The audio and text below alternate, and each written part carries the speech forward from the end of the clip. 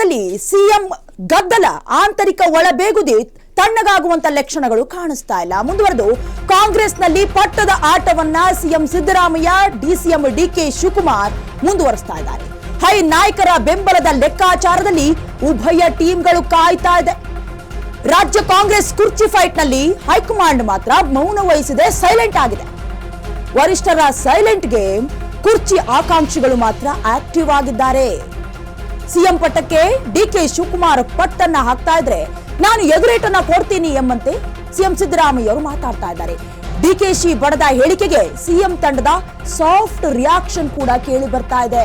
Congress ಪಾಳೆಯದಲ್ಲಿ CM ಕುರ್ಚಿಯ ಪಟ್ಟದ ಆಟ ಏನಿದೆ ಅದು ಮುಂದುವರಿತಾ ಇದೆ. ಎಲ್ಲೂ ಕೂಡ ನಿಲ್ಲುವಂತಹ ಲಕ್ಷಣಗಳು ಕಾಣಿಸ್ತಾ ಇಲ್ಲ. ಈಗ ಬಜೆಟ್ ಅಧಿವೇಶನ ನಡೀತಾ ಇದ್ರು ಕೂಡ ಎಲ್ಲೋ ಒಂದ್ ಕಡೆ ಹೈ ನಾಯಕರ ಬೆಂಬಲದ ಲೆಕ್ಕಾಚಾರದಲ್ಲಿ ಯಾರ ಸಪೋರ್ಟಿವ್ ಯಾರಿಗೆ ಸಿಗತ್ತೆ ಅನ್ನುವಂತ ಕುತೂಹಲದಲ್ಲಿ ಉಭಯ ಟೀಮ್ ಅಂದ್ರೆ ಡಿಕೆಶಿ ಬಣದವರು ಜೊತೆಗೆ ಸಿಎಂ ಸಿದ್ದರಾಮಯ್ಯ ಅವರ ಬಣದವರು ಕೂಡ ಕಾಯ್ತಾ ಇದ್ದಾರೆ.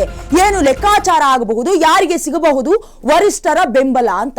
ಇನ್ನು ರಾಜ್ಯ ಕಾಂಗ್ರೆಸ್ ಕುರ್ಚಿ ಫೈಟ್ ನಲ್ಲಿ ಹೈಕಮಾಂಡ್ ಕೂಡ ಮೌನ ವಹಿಸಿದೆ. ಯಾಕೆ ಸೈಲೆಂಟ್ ಆಗಿದೆ ಕೂಡ ಗೊತ್ತಿಲ್ಲ. ಸದ್ಯಕ್ಕೆ ರಾಜ್ಯ ಬಜೆಟ್ ಕೂಡ ನಡೀತಾ ಇರೋದ್ರಿಂದ, ಹಾಗೆ ಕುರ್ಚಿ ಫೈಟ್ಗೆ ಈ ಹಿಂದೆ ಕೂಡ ಬಹಿರಂಗವಾಗಿ ಡಿಕೆ ಶಿವಕುಮಾರ್ ಅವರು ಮೊದಲನೇ ರಿಯಾಕ್ಷನ್ ಕೊಡ್ತಾರೆ. ಅದಾದ ಮೇಲೆ ಎಐಸಿಸಿ ಅಧ್ಯಕ್ಷ ಮಲ್ಲಿಕಾರ್ಜುನ ಖರ್ಗೆ ಅವರು ಕೂಡ ಸೈಲೆಂಟ್ ಆಗಿರಬೇಕು, ನಿಮ್ಮ ಕೆಲಸವನ್ನ ನೋಡ್ಕೊಂಡು ಹೋಗಿ ಅಂದ ನಂತರ ಡಿಕೆ ಶಿವಕುಮಾರ್ ಅವರು ಕೂಡ ಸೈಲೆಂಟ್ ಆಗಿ ಹೋಗ್ತಾರೆ. ತದನಂತರದಲ್ಲಿ ಬಣಬಡಿದಾಟ, ಅವರ ಪರವಾಗಿರುವಂತಹ ಕೆಲ ಬೆಂಬಲಿಗರು ಅಥವಾ ಆಪ್ತರು ಬಹಿರಂಗವಾದ ಹಾಗೆ ಸಾರ್ವಜನಿಕವಾದಂತ ಹೇಳಿಕೆಯನ್ನ ಕೊಡ್ತಾ ಇದ್ರು.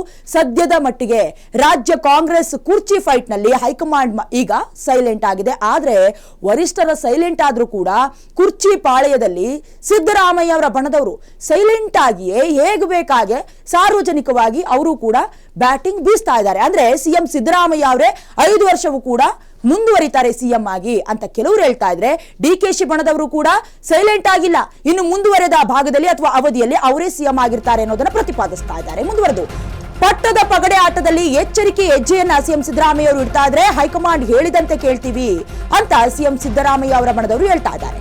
ಡಿಕೆಶಿ ಅಧಿಕಾರ ಒಪ್ಪಂದ ಆಗಿದೆ ಅಂತ ಸಿಎಂ ಅವರು ಹೇಳಿದಾಗ ಯಾವ ಒಪ್ಪಂದ ಕೂಡ ಆಗಿಲ್ಲ ಅಂತ ಸಿಎಂ ಸಿದ್ದರಾಮಯ್ಯ ಅವರು ತಿರುಗೇಟನ್ನ ನೀಡಿದ್ರು. ಈಗ ಸಾಫ್ಟ್ ರಿಯಾಕ್ಷನ್ ನೀಡ್ತಾ ಇರುವಂತ ಸಿಎಂ ಸಿದ್ದರಾಮಯ್ಯ ಅವರ ನಡೆಯ ಹಿಂದಿನ ಗುಟ್ಟೇನು ಅನ್ನೋದೇ ಪ್ರಶ್ನೆ. ಪಟ್ಟದ ಪಗಡೆ ಆಟದಲ್ಲಿ ಎಚ್ಚರಿಕೆಯ ಹೆಜ್ಜೆಯನ್ನ ಸಿಎಂ ಸಿದ್ದರಾಮಯ್ಯ ಅವರು ಇಡ್ತಾ ಇದ್ದಾರೆ. ಹೈಕಮಾಂಡ್ ಹೇಳಿದಂತೆ ನಡಿತೀವಿ ಅಂತ ಸಿಎಂ ಸಿದ್ದರಾಮಯ್ಯ ಅವರು ಹೇಳ್ತಾ ಇದ್ದಾರೆ. ಡಿಕೆ ಶಿವಕುಮಾರ್ ಅಧಿಕಾರ ಒಪ್ಪಂದ ಆಗಿದೆ ಅಂತ ಮೊದಲನೇ ಬಾರಿಗೆ ಹೇಳ್ತಾರೆ. ಆಗ ಸಿಎಂ ಸಿದ್ದರಾಮಯ್ಯ ಅವರು ಖಡಕ್ ಆಗಿ ರಿಯಾಕ್ಟ್ ಮಾಡ್ತಾರೆ. ಈಗ ಯಾವ ಒಪ್ಪಂದವೂ ಕೂಡ ಆಗಿಲ್ಲ ಅಂತ ತಿರುಗೇಟನ್ನ ಕೊಟ್ಟಿದ್ದಾರೆ. ಅಂದ್ರೆ ಈಗ ಯಾಕೆ ಸಾಫ್ಟ್ ರಿಯಾಕ್ಷನ್? ಅಂದ್ರೆ ಯಾವ್ದಾದ್ರು ವರಿಷ್ಠರಿಂದ ಯಾವ್ದಾದ್ರು ಬುಲಾವ್ ಬಂದಿದ್ಯಾ ಅಥವಾ ಯಾವ್ದಾದ್ರು ಸೂಚನೆ ಸಲಹೆಗಳು ಬಂದಿದ್ಯಾ ಅನ್ನುವಂತ ಪ್ರಶ್ನೆ. ಪಟ್ಟದ ಪಗಡೆ ಆಟದಲ್ಲಿ ಎಚ್ಚರಿಕೆಯಿಂದ ತುಂಬಾ ಸಾಫ್ಟ್ ಆಗಿ ರಿಯಾಕ್ಷನ್ ಎಲ್ಲ ಮೊದಲು ಎಲ್ಲವೂ ಕೂಡ ಮೊದಲೇ ಹೈಕಮಾಂಡ್ ಇದೆ, ನಮಗೆ ಬಂದಿದೆ ಅಧಿಕಾರದ ಅಂದ್ರೆ ಪವರ್ ಶೇರಿಂಗ್ ಒಪ್ಪಂದ ಆಗ್ಬಿಟ್ಟಿದೆ ಅಂತ ಡಿಕೆ ಶಿವಕುಮಾರ್ ಅವರು ಮೊದಲ ಬಾರಿಗೆ ಸಿಎಂ ಕುರ್ಚಿಯ ವಿಚಾರವಾಗಿ ಹೇಳಿಕೆಯನ್ನ ಕೊಡ್ತಾರೆ. ತದನಂತರದಲ್ಲಿ ಸಿಎಂ ಸಿದ್ದರಾಮಯ್ಯ ಅವರು ಕೂಡ ಆತರ ಏನೂ ಆಗಿಲ್ಲ, ನಾನೇ ಸಿಎಂ ಆಗಿ ಮುಂದುವರಿತೀನಿ, ಯಾವುದೇ ಕಾರಣಕ್ಕೂ ನಾನು ಜಗ್ಗೋದಿಲ್ಲ, ನಾನು ಈ ಹಿಂದೇಟನ್ನು ಕೂಡ ಹಾಕೋದಿಲ್ಲ, ಹಾಗೆ ನಾನೇ ಸಿಎಂ ಆಗಿರ್ತೀನಿ ಅಂತ ಕೂಡ ಪ್ರತಿಪಾದಿಸ್ಕೊಳ್ತಾರೆ. ತದನಂತರದಲ್ಲಿ ಎಐಸಿಸಿ ಅಧ್ಯಕ್ಷರು ಕೂಡ ಸೈಲೆಂಟ್ ಆಗಿರಬೇಕು, ಯಾವುದೇ ಗಲಾಟೆಗಳನ್ನ ಮಾಡಿಕೊಳ್ಳುವಂತಿಲ್ಲ ಅಂತ ಕೂಡ ಹೇಳ್ತಾರೆ. ಇನ್ನು ಸಿದ್ದರಾಮಯ್ಯ ಅವರು ಏನೇನು ಪಟ್ಟನ್ನ ಹಿಡಿದಿದ್ದಾರೆ ಅಂತ ನೋಡ್ಕೊಂಡು ಹೋಗೋದಾದ್ರೆ, ಒಪ್ಪಂದ ಆಗಿದೆ ಅಂತ ಹೇಳಿದಾಗ ಒಪ್ಪಂದ ಆಗಿಲ್ಲ, ಯಾವುದೇ ಪವರ್ ಶೇರಿಂಗ್ ಆಗಿಲ್ಲ ಅಂತ ತಿರುಗೇಟನ್ನ ಕೊಟ್ಟಿರ್ತಾರೆ ಮೊದಲನೇ ಬಾರಿಗೆ. ತದನಂತರದಲ್ಲಿ ತಮ್ಮ ಆಪ್ತ ಬಣಕ್ಕೂ ಕೂಡ ಯಾವುದೇ ಒಪ್ಪಂದ ಆಗಿಲ್ಲ ಅಂತ ಸಿಎಂ ಸಿದ್ದರಾಮಯ್ಯ ಅವರು ಅವ್ರ ಪರವಾಗಿ ಹೇಳಿಕೆಯನ್ನ ಕೊಟ್ಟಿರ್ತಾರೆ. ರಾಹುಲ್ ಗಾಂಧಿ ಎದುರು ಅಧಿಕಾರದ ಒಪ್ಪಂದದ ವೇಳೆ ನೀ ಕೊಡೆ ನಾ ಬಿಡೆ ಎಂಬಂತಾಗಿತ್ತು. ಗಲಾಟೆಗಳು ಆಂತರಿಕವಾಗಿ ನಡೆದಿತ್ತು. ಸಿದ್ದರಾಮಯ್ಯಗೆ ಪ್ರಮಾಣ ವಚನ ಮಾಡುವಂತೆ ಹೈಕಮಾಂಡ್ ಸೂಚನೆ, ಇವೆಲ್ಲವೂ ಕೂಡ ಡಿಕೆ ಶಿವಕುಮಾರ್ ಅವರ ಬಿಗಿಪಟ್ಟು. ಇನ್ನು ಸೂಚನೆ ನೀಡಿದ ಬೆನ್ನಲ್ಲೇ ಆತಂಕಕ್ಕೆ ಕೂಡ ಒಳಗಾಗಿದ್ರು ಡಿಕೆ ಶಿವಕುಮಾರ್.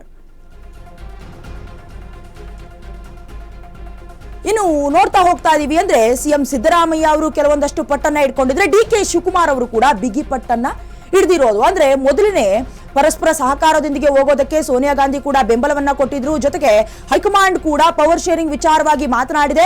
ಈಗ 2.5 ವರ್ಷ ಅವಧಿಯಲ್ಲಿ ಏನು ಸಿಎಂ ಸಿದ್ದರಾಮಯ್ಯ ಅವರು ಮುಂದುವರಿತಾರೆ, ಮುಂದಿನ ದಿನಗಳಲ್ಲಿ ಬೇರೆಯವರು ಕೂಡ ಸಿಎಂ ಆಗಬಹುದು ಅಂತ ಬಹಿರಂಗವಾಗಿ ಹೇಳಿಕೆಯನ್ನ ಕೊಟ್ಟಿದ್ರು. ಒಟ್ಟಾರೆಯಾಗಿ ನೋಡೋದಾದ್ರೆ ಕೈಪಾಳ್ಯದಲ್ಲಿ ಪಟ್ಟದ ಆಟ ಮಾತ್ರ ಮುಂದುವರಿತಾನೇ ಇದೆ. ಯಾರಾಗ್ತಾರೆ ಮುಂದಿನ ಅವಧಿಯ ಸಿಎಂ ಅಂತ ನೋಡೋದಾದ್ರೆ ಸಿಎಂ ಬಣದ ಕೆಲ ಆಪ್ತರು ಮಹದೇವಪ್ಪ ಆಗಿರಬಹುದು ಅಥವಾ ಎನ್ ರಾಜಣ್ಣ ಆಗಿರಬಹುದು, ಸಿಎಂ ಸಿದ್ದರಾಮಯ್ಯ ಅವರೇ ಮುಂದುವರಿತಾರೆ, ಯಾವುದೇ ಕಾರಣಕ್ಕೂ ಬದಲಾಗುವಂತಹ ಮಾತೇ ಇಲ್ಲ ಅಂತ ವಾದವನ್ನ ಮಾಡ್ಕೊಳ್ತಾ ಇದ್ರೆ ಡಿಕೆ ಶಿವಕುಮಾರ್ ಮಾತ್ರ ಎಲ್ಲೋ ಒಂದ್ ಕಡೆ ನಾನೇ ಸಿಎಂ ಆಗಬಹುದು ಅನ್ನುವಂತ ನಿರೀಕ್ಷೆಗಳನ್ನ ಕೂಡ ಹೊರ ಹಾಕಿದ್ರು. ರಾಜ್ಯ ಕಾಂಗ್ರೆಸ್ನಲ್ಲಿ ಕ್ಷಣ ಕ್ಷಣಕ್ಕೂ ಕೂಡ ಕೌತುಕವಾದಂತಹ ಬೆಳವಣಿಗೆ ಆಗ್ತಾ ಇದೆ. ಸತೀಶ್ ನಿವಾಸದಲ್ಲಿ ಸಭೆ ಮಾಡಿದ್ದಕ್ಕೆ ಅಂದ್ರೆ ಯಾಕೆ ಸಭೆ ಮಾಡಿದ್ರು ದಲಿತ ಸಚಿವರು ಅಂತ ಪವರ್ ಫೈಟ್ ಹೊತ್ತಲ್ಲೇ ಭಾರಿ ಮಹತ್ವವನ್ನ ಪಡ್ಕೊಳ್ತಾ ಇದೆ ಈ ಮೀಟಿಂಗ್. ಸಚಿವ ಸತೀಶ್ ಕೆಎನ್ ರಾಜಣ್ಣ ನೇತೃತ್ವದಲ್ಲಿ ಈ ಸಭೆ ನಡೆದಿರೋದು. ಸಭೆಯಲ್ಲಿ ವಾಲ್ಮೀಕಿ ಪೀಠದ ಪ್ರಸನ್ನಾನಂದ ಶ್ರೀಗಳು ಕೂಡ ಭಾಗಿಯಾಗಿದ್ದಾರೆ. ಸಮುದಾಯದ ಸಮಸ್ಯೆಗಳ ಚರ್ಚೆ ನೆಪದಲ್ಲಿ ಮೀಟಿಂಗ್ ನಡೆದಿದೆ. ರಾಜ್ಯ ಕಾಂಗ್ರೆಸ್ನಲ್ಲಿ ಕ್ಷಣ ಕ್ಷಣಕ್ಕೂ ಕೌತುಕ ಬೆಳವಣಿಗೆ. ಈ ಹಿಂದೆ ಕೂಡ ಡಿನ್ನರ್ ಮೀಟಿಂಗ್ ಗಳನ್ನ ದಲಿತ ಸಚಿವರು ಮಾಡಿದ್ರು. ತದನಂತರದಲ್ಲಿ ಮತ್ತೆ ಸತೀಶ್ ನಿವಾಸದಲ್ಲಿ ದಲಿತ ಸಚಿವರು ಸಭೆಯನ್ನ ಕರೆದಿದ್ದಾರೆ. ಅದು ಕೂಡ ಪವರ್ ಫೈಟ್ ನಡೀತಾ ಇದೆ. ಪವರ್ ಅಧಿಕಾರದ ಹಂಚಿಕೆಯ ಹೊತ್ತಲ್ಲೇ, ಅದರಲ್ಲೂ ಕೂಡ ಯಾರಾಗ್ತಾರೆ ಸಿಎಂ ಮುಂದಿನ ದಿನಗಳಲ್ಲಿ ಅನ್ನುವಂತ ಬಿಸಿ ಬಿಸಿ ಚರ್ಚೆಯ ಹೊತ್ತಲ್ಲೇ ಡಿನ್ನರ್ ಪಾರ್ಟಿಗಳಿಗೂ ಕೂಡ ಹೈಕಮಾಂಡ್ ಬ್ರೇಕ್ ಹಾಕಿತ್ತು. ಯಾವುದೇ ಕಾರಣಕ್ಕೂ ಡಿನ್ನರ್ ಮೀಟಿಂಗ್ ಸೇರುವಂತಿಲ್ಲ ಅಂತ ಬಹಿರಂಗವಾಗಿ ಹೇಳಿಕೆಯನ್ನ ನೀಡಿತ್ತು. ತದನಂತರದಲ್ಲಿ ಮತ್ತೆ ಮೀಟಿಂಗ್ ಅನ್ನ ಸೇರಿದ್ದಾರೆ. ಅದರಲ್ಲೂ ಕೂಡ ಸಭೆಯಲ್ಲಿ ವಾಲ್ಮೀಕಿ ಪೀಠದ ಪ್ರಸನ್ನಾನಂದ ಶ್ರೀಗಳು ಕೂಡ ಭಾಗಿಯಾಗಿರೋದು. ಇನ್ನು ಸಮುದಾಯದಲ್ಲಿ ಕೆಲವೊಂದಷ್ಟು ಸಮಸ್ಯೆಗಳಿದೆ. ಆ ಸಮಸ್ಯೆ ವಿಚಾರವಾಗಿ ಸಭೆ ನಡೆಸಿದ್ದಾರೆ ಅಂತ ಕೂಡ ಹೇಳಲಾಗ್ತಾ ಇದೆ. ಆದ್ರೆ ಯಾವ ಕಾರಣಕ್ಕೆ ಸಭೆ ನಡೆಸಿದ್ದಾರೆ ಅನ್ನೋದೇ ಕುತೂಹಲ ಹಾಗೆ ಕೌತುಕಕ್ಕೆ ದಾರಿ ಮಾಡಿಕೊಡ್ತಾ ಇರೋದು. ಅದು ಕೂಡ ಸಿಎಂ ಸಿದ್ದರಾಮಯ್ಯ ಅವರ ಬಣ, ಜೊತೆಗೆ ಎಲ್ಲೋ ಒಂದ್ ಕಡೆ ದಲಿತ ಸಿಎಂ ಆಗ್ಬೇಕು ಅನ್ನುವಂತ ಕೂಗು ಕೂಡ ಇರೋದ್ರಿಂದ ಸತೀಶ್ ಜಾರಕಿಹೊಳಿ ಅವರ ಮನೆಯಲ್ಲಿ ಕೆಎನ್ ರಾಜಣ್ಣ ಅವರು ಸೇರಿದಂತೆ ಅವರ ನೇತೃತ್ವದಲ್ಲೇ ನಡೆದಂತಹ ಮಹತ್ವದ ಸಭೆ ಇದು. ಹಾಗಾಗಿ ಇಷ್ಟೊಂದು ಕುತೂಹಲಕ್ಕೆ ದಾರಿ ಮಾಡಿಕೊಡ್ತಾ ಇರೋದು. ಮುಂದಿನ ದಿನಗಳಲ್ಲಿ ಯಾರಾಗ್ತಾರೆ ಸಿಎಂ ಅನ್ನುವಂತಹ ಪ್ರಶ್ನೆಗಳಿಗೆ ಒಂದ್ ಕಡೆ ಸಿಎಂ ಸಿದ್ದರಾಮಯ್ಯ ಹಾಗೆ ಡಿಕೆ ಶಿವಕುಮಾರ್ ಅವರ ಹೆಸರು ಮುಂಚೂಣಿಯಲ್ಲಿದ್ರೆ, ಇನ್ನೊಂದ್ ಕಡೆ ದಲಿತ ಸಿಎಂ ಆಗಬೇಕು ಅನ್ನುವಂತಹ ಕೂಗು, ಜೊತೆಗೆ ದಲಿತ ಸಮಾವೇಶ ನಡಿಬೇಕು ಅನ್ನುವಂತಹ ಧ್ವನಿ ಕೂಡ ಕೇಳಿ ಬರ್ತಾ ಇದೆ. ಹಾಗಾಗಿ ದಲಿತ ನಾಯಕರು ಮಾಡ್ತಾ ಇರುವಂತಹ ಸಭೆ ಕುತೂಹಲವನ್ನ ಮೂಡಿಸ್ತಾ ಇರೋದು.